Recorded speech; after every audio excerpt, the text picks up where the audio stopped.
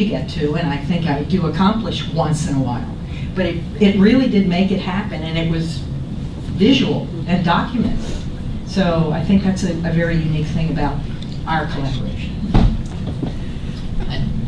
You know, just to add to that, the first part of the question, you know, are these things art?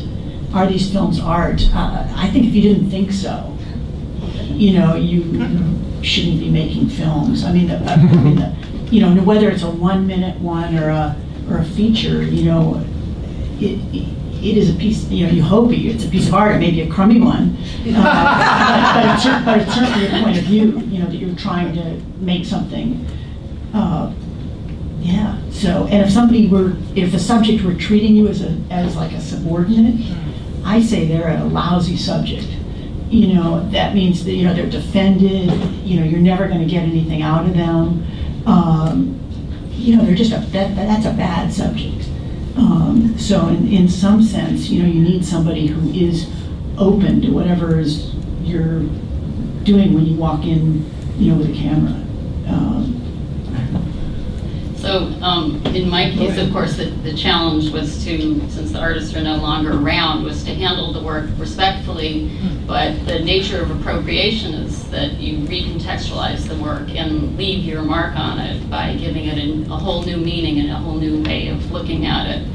And I think that's what I try to do in my Lover's Eyes series. And it grows out of my other body of work, which are these figurative narrative paintings, and this sort of mission, as Marnie was saying, you're kind of hardwired to do something, a certain thing in your art through the years. And I sort of came of age at a time when the art history books, like from survey courses, were just chock-a-block full of female nudes, but there would only be 1 or 2 female artists.